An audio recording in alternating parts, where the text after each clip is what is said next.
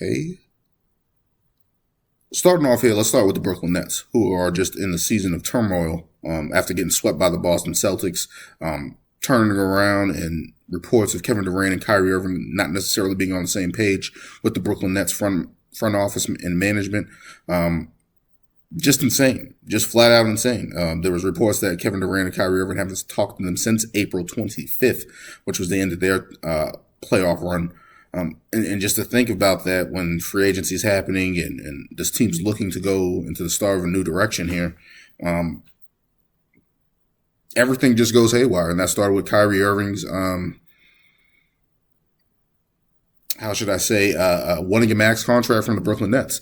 After not agreeing to a max extension, they gave him the opportunity to look elsewhere, which most teams do when they have a player who's technically under contract. Not able to find a suitor, he opts in. And everybody goes, okay, he opted in. Maybe something's going on. Maybe they're trying to figure out. And then the next day, start of free agency, Kevin Durant demands a trade. A guy who signed a max contract a year ago to start last season. And he's turning around asking for a trade request with 4 years left on his deal. And it's just like, what the hell's going on in Brooklyn?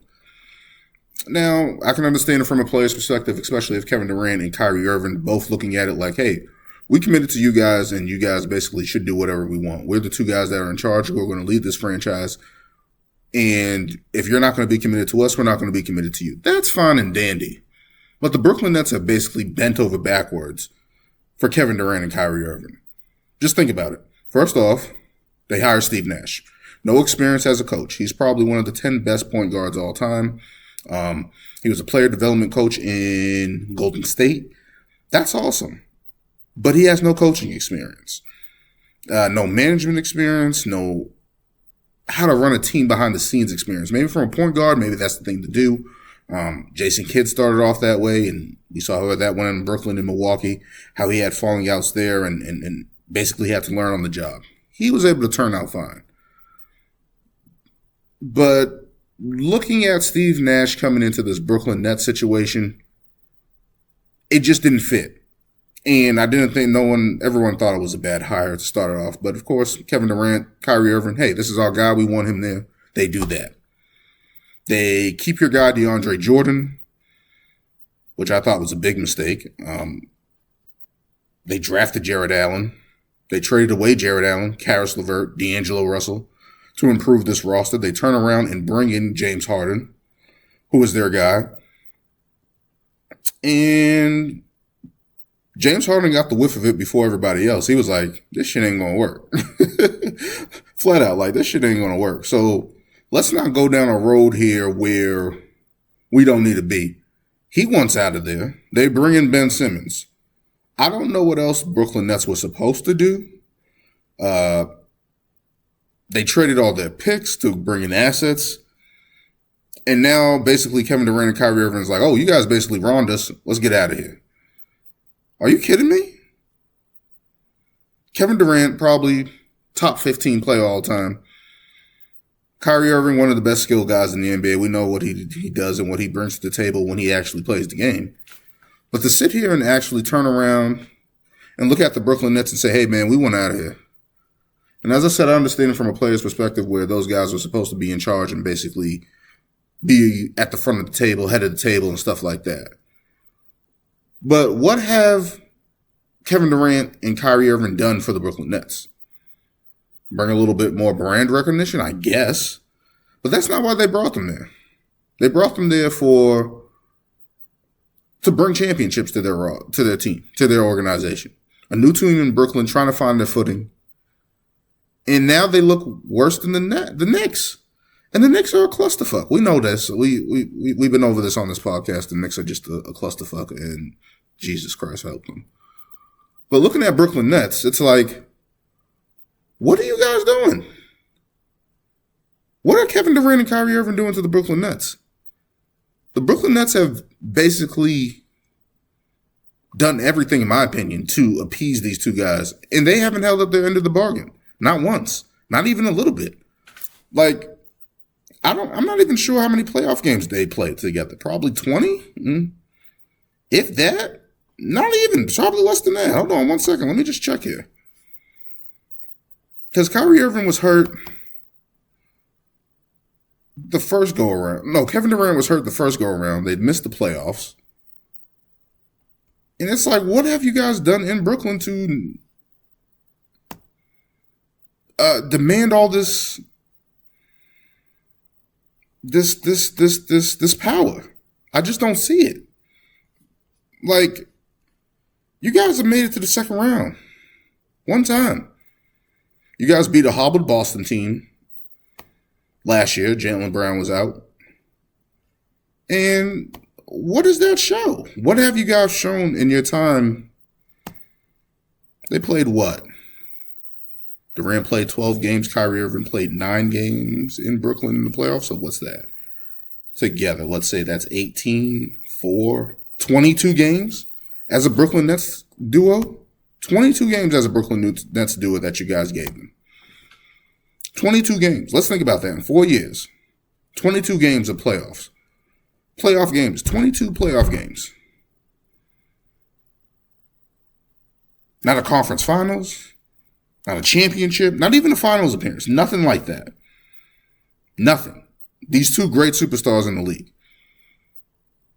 That's a damn shame. How do you do that? They have paid you guys max dollars. And they've gotten 22 games. And you guys have a losing record. Are you kidding me? Does anybody see how this is fucked up? Let's continue this. Kevin Durant signed his max deal at the start of the season. So everything was gravy 9 months ago. 9 months ago. 9 months ago, everything was cool. We go through, fast forward to the season, James Harden goes out, Ben Simmons comes in, doesn't play. That sucks for the Nets because they're trying to figure out an asset that they. And they fast forward through the season, get swept by the Boston Celtics, don't even win a game. So you don't even get to the second round where you guys had Kevin Durant last year. You guys don't even do that. So you guys continue on. And they're debating if they should give Kyrie Irving a max contract. Cool, whatever. That's what happens normally with free agents, even with 1 year left on the deal, or if they have an opt-out clause. Whatever the case may be. Cool, whatever. The draft happens. Enter free agency. Cool. Seems like you guys are getting back on talking terms with the organization that you haven't talked to in months. We continue through that. Kyrie Irving opts in. Cool. All right, everything seems cool on the surface. Then Kevin Durant demands a trade. You demand a trade after the draft? So you telling me Kyrie Irving couldn't opt in? Kevin Durant couldn't demand a trade before the draft? You don't think that would have been better off for Brooklyn, the team that turned around and has tried to do everything for you guys, hired an inexperienced coach, keep it way past his prime DeAndre Jordan, trade away all their young assets and the culture that they were building? They fired Kenny Atkinson, who is now a champion with the Golden State Warriors and probably positioning himself to take over after Steve Kerr. Who knows? But still holding it there and building up his credibility in Golden State. So you guys do this after the draft. They can't even look to get any more assets. Maybe they could have got some younger lottery picks, some better deals, maybe some basically working out some signing trades that could have benefited the Brooklyn Nets and say, hey guys, it didn't work, but thank you for getting us some assets. So you guys don't do that. You guys basically wait until after the draft, the start of free agency, to do this. And then Kevin Durant sits there and says, oh, I want to go to Phoenix or the Heat.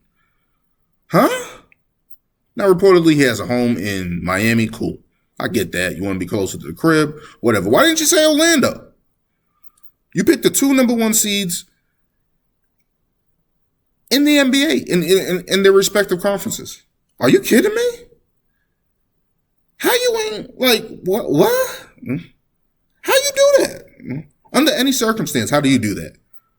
So let's examine this a little bit more, because basically a Heat trade would be basically the trash of the Miami Heat. And I'm not saying trash in terms of players or whatever the case may be, but in star power and in comparison to Kevin Durant, it ain't going to get it done. Tyler Hero, Duncan Robinson, and bunch of picks, a bunch of end of the bench rotation play. That's not going to get it done for Brooklyn. Now, if they wanted to trade Jimmy Butler, maybe they can try to figure out a way to do that. I don't think Miami's going to do that. So let's look at the other position there. Bam Adebayo. Bam Adebayo is favorable in that trade. Let's just be real. He is. But because of the rookie max extension that Ben Simmons signed and then got traded to Philly, he can't then get traded. Kevin Durant can't get traded for Bam Adebayo because Bam Adebayo is also on the max extension. So the only way that they can bring in somebody, they would also have to find a suitor for Ben Simmons, who hasn't played in over a year. Let that sink in. So you can't do that trade. You can't turn around and go to Phoenix because it would take. The Nets flat out said, we ain't taking nobody else except Devin Booker. Like, we need an all-star. We need somebody who's going to bring some cachet to this franchise. So that's off the table because Phoenix isn't doing that for Kevin Durant. Like, nah, I wouldn't do it either. Devin Booker's a young upcoming star in this league. He just signed a max extension. I'll get into that a little bit later. But just looking at this, it's like, what? So some other teams coming to the play, Toronto, New Orleans. People have said Boston, which I'm totally against. I'm not trading Jaylen Brown and Marcus Smart for possibly 2 years of Kevin Durant, who has been injury prone the last couple of years. I'm just not doing that. As great as a player Kevin Durant is at this stage, no, I'm not doing that. And maybe I sound crazy. Maybe people are going to be like, what the hell are you talking about? I don't care. I would rather roll the dice with Jaylen Brown, Marcus Smart, and there's that young core with Jason Tatum, Robert Williams. I would rather go forward with that and figure it out. Would rather do that. And Boston's already making moves of its own. Doesn't seem like that's going to happen. So, no. But going back to Kevin Durant and Kyrie Irving, it's like, you guys have played 22 playoff games together. 22. In 4 years. And you guys have missed a huge part of that due to injury. So now you're holding Brooklyn Nets over the fire and saying, hey, we want out of here. And I guess the Brooklyn Nets have to acquiesce to that. They have to accommodate that in order to move forward as a franchise. Well, people have said, oh, well, they don't have to trade Kevin Durant. That's completely true. So that's the thing that lucked out. The max contract that Kevin Durant signed at the start of the season, yes, that does matter. That helps them. That definitely helps them. He has 4 years left on his deal, and that gives them leverage. Yo, man, we want the ransom. Put it in the bag. Whatever you guys want, put all the picks, put all the favorable stars. If you want Kevin Durant, we need everything. And I'm talking everything. And I mean everything. And just think about that James Harden trade that Brooklyn gave up all their picks for.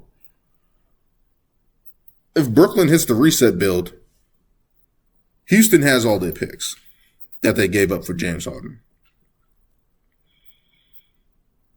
Think about that. They have all their picks. All of them. All of them. Literally all of them. So what are the options for the Brooklyn Nets is to find a suitor for Kyrie Irving. It's reportedly that's going to be the Lakers. They're possibly working out something with Russell Westbrook, which if I'm Brooklyn, I ain't doing. That just ain't going to do it. I understand it. It's probably going to lead to a buyout. That 27th pick that the Lakers keep floating out there like, ooh, look at this. That's not going to get it done for me. I'm sorry, that wouldn't get it done for me. I need more. Like whatever future picks you guys got or can offer, whatever the case may be, I need them.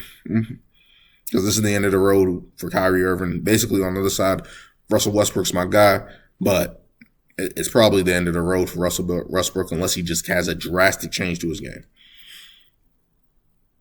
So that looks like that's the option there for Kyrie Irving. You can get Russell Westbrook on his last year of his deal, possibly facilitate a buyout. I wouldn't do that. I would just tell him to go home or figure it out or try to find another suitor for him to flip. But in case of Kevin Durant, they still have 4 years left on his deal. So now you can have a holding pattern where it's like, hey, I don't want to trade you for crumbs, man. And I don't think that's going to happen anyway. They said reportedly 15 teams called around the league. There's only going to be a handful of teams that are in play for Kevin Durant. And I think those teams are Toronto, a young team with great assets. Kevin Durant can find some footing there, maybe, but it is Canada. They've never been a free agent destination. Kawhi did that a couple years ago, was able to flip that team and get into the right position. Can Kevin Durant do that? He's going to do it in Brooklyn. So now we start looking. Miami, you're going to have to get those Tyler Hero, Duncan Robinson, all these other guys. Can you do that? I don't know. People said OKC. I don't think OKC, even though OKC has tremendous assets. They have tremendous assets, a ton of cap space. If he was willing to go back there, he can do that. But I don't think he's going to go back to Oklahoma City. I just don't think so. So now you're looking across the board, and it's like Phoenix, maybe. I don't see it happening with Phoenix unless there's a DeAndre Ayton sign and trade. Now, does that even impact Ben Simmons? Because that's a rookie max extension that he can possibly get, DeAndre Ayton. But because of the Bam Bio situation, I wonder if it's the same thing that would hit Phoenix. So maybe there's a holding pattern that can't happen. I think maybe after free agents sign their contracts, maybe December 15th or whatever the case may be. Let's see. But New Orleans Pelicans, people are saying Brandon Ingram, maybe Devontae Graham, some other guys that can make the salaries work, and some picks, a load of picks. People are even saying Zion, which I'm like, nah, that's not happening.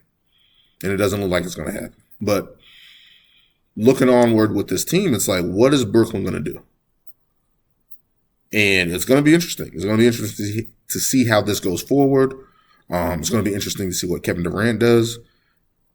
And I think it's crazy. I don't think they're in position, but Brooklyn's probably going to be like, yo, man, run this back. Mm-hmm. You guys still owe us some basketball. And it's crazy to think that. These guys have played probably less than what? Less than 150 games, if so. And I'm not saying this. Let's get something straight here. Kevin Durant's one of the 15 top best players ever.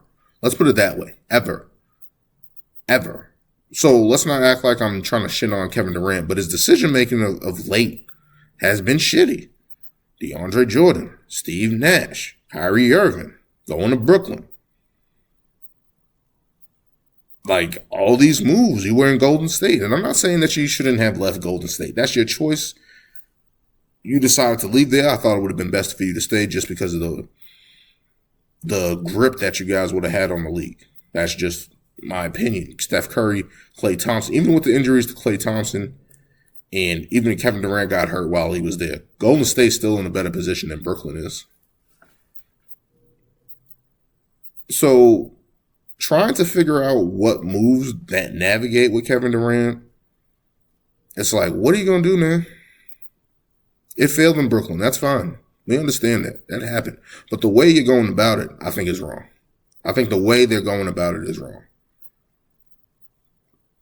Because everything was good 9 months ago. He literally signed a max extension.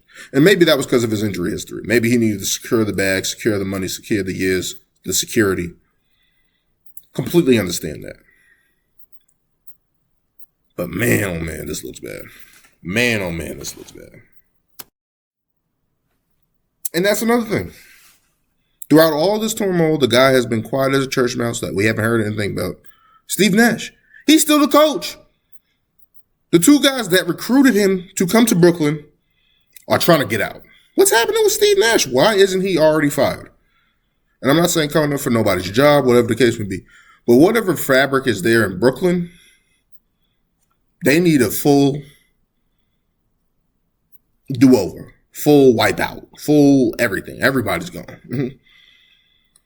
Why is Steve Nash still the coach? Why is nobody talking about that? I haven't heard one person talk about that. Maybe because people like Steve Nash. He's a favorable guy in the league, favorable guy as a player. But why is nobody talking about this guy should be fired? If I'm Brooklyn, why do we still have you? Mm-hmm. Why? Why is he still, why is nobody talking about that? Why is he still the coach of the Brooklyn Nets? As of July. Why is he still the coach? As soon as those two guys asked for a trade and tried to weasel their way out, he would have been fired. And it would just been like, yo, man, hey, we got to start over. These guys ain't going to be here, and you're not going to be here.